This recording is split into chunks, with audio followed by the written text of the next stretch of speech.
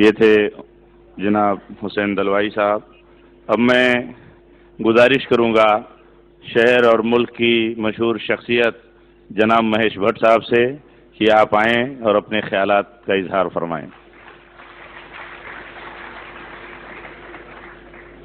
السلام علیکم۔ وہی ہے مرکز کعبہ، وہی ہے راہ بتکانہ، جہاں دیوانے دو مل کر صنم کی بات کرتے ہیں۔ جاوید میر صاحب نے بہت صحیح فرمایا کہ مسلمانوں کو سرٹیفکیٹ کی ضرورت نہیں ہے، آپ کسی کے محتاج نہیں۔ میں صرف ایک بات کہنا چاہوں گا جو آپ کے کنکلوژن میں بھی لکھا ہے، ہندوستان کا مسلمان بن جائے، یہ ملک کی تقدیر بدل جائے گی۔ ذرا اپنے اندر کی شدت کو جگائیے بھائی۔ مجھے ایک بات سمجھ میں آئی ہے جتنا میں نے اسلام کے بارے میں پڑھا ہے کہ ڈرا ہوا آدمی مسلمان نہیں ہو سکتا، کیونکہ جہاں ڈر ہے وہاں اسلام نہیں، اور جہاں اسلام ہے وہاں ڈر نہیں۔ جیسے جہاں اندھیرا ہوتا ہے وہاں روشنی ہوتی ہے، جہاں روشنی ہوتی ہے وہاں اندھیرا نہیں ہوتا۔ ایک حدیث مجھے ہمارے دوست محمود مدنی صاحب نے لکھوائی تھی جو میرے کمپیوٹر پہ ہے، انصر اخاک ظالمن او مظلوما، مدد کر، اپنے بھائی کی مدد کر، مظلوم ہو تو مدد کر، ظالم ہو تو مدد کر۔ یہ حدیث جارج بش کو سنانی چاہیے، نریندر مودی کو سنانی چاہیے کہ جس مذہب کی حدیث یہ کہتی ہے کہ بھائی مظلوم کی مدد تو کر، ظالم کی مدد کر، اس کو روک، اس سے پوچھ کیوں ظلم کرتا ہے، کیا تکلیف ہے تیرے کو؟ بھائی بولا ہے ظالم کو۔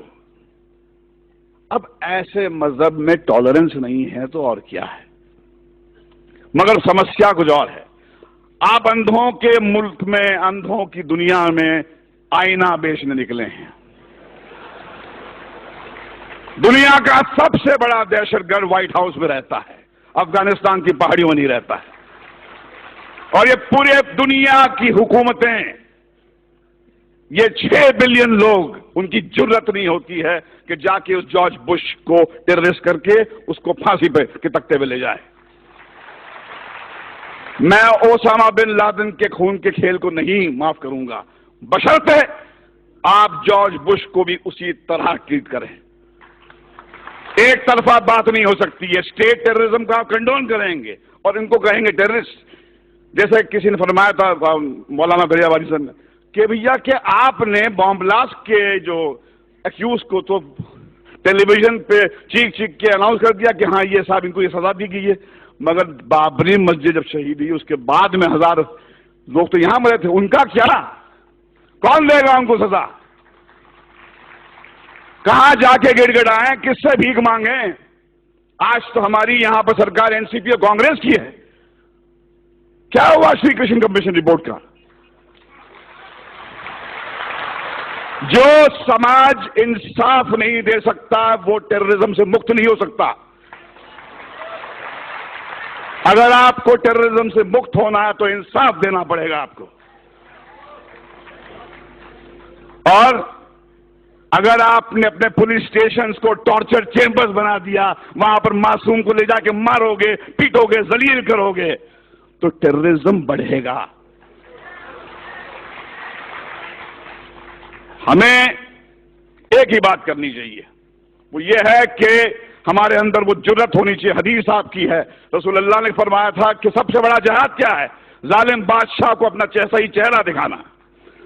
ظالم بادشاہ کو کہو کہ تم کتنے بدصورت ہو، ان سے کہو کہ یہ کیا دو طرفی بات ہو رہی ہے، جب چاہے آپ نے کھڑا کر دیا ہم کو کٹ گھرے میں۔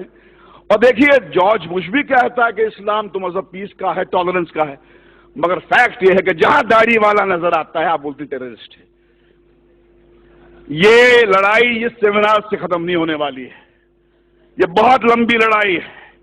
وہ دور آ گیا ہے، رسول اللہ نے فرمایا تھا اسلام آپ کے ہاتھ میں جلتا ہوا کوئلہ بن جائے گا، جس میں دم ہے وہ بنے مسلمان اور جیے شان سے، مگر کسی کے سامنے گڑ گڑائیے مت، کسی کے ساتھ کسی کے تلوے مت چاٹیے، کیونکہ آپ اس طاقت سے کنیکٹڈ ہیں۔ یہ ملک آپ کا ہے، اس میں آپ کے पुरखों کا खून ہے.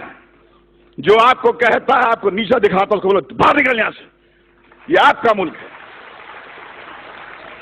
یہ ہمارے آپ کا ملک ہے, اس کو ہم ٹھیک کریں گے. اسلاموفوبیا ہندوستان کو شوبھا نہیں دیتا. یہ ویسٹ سے میکڈونلڈ لانے والے, کوکا کولا لانے والے لوگوں کا ہو کہ اسلاموفوبیا ویسٹ میں رکھیں. ہندوستان جو ہے ایسا ملک ہے, میں اپنے داڑھی والے بھائیوں کے ساتھ محفوظ محسوس کرتا ہوں, ڈرتا نہیں ہوں میں. جب میں مسلمان بھائی کے ساتھ میں ہوتا ہوں مجھے لگتا ہے کہ یہ بچائے گا مجھے. چلیے مل کر آج قسم کھائیں کہ ہندوستان کے مسلمان میں وہ جذبہ جگائے جو اسلام ہے. یہ اسلام آپ کی جاگیر ہے, میری جاگیر ہے. ڈرا ہوا آدمی میرے بھائی مسلمان نہیں ہو سکتا ہے, اور جہاں ڈر ہے وہاں اسلام نہیں ہے, اور جہاں اسلام ہے وہاں ڈر نہیں ہے. اللہ حافظ.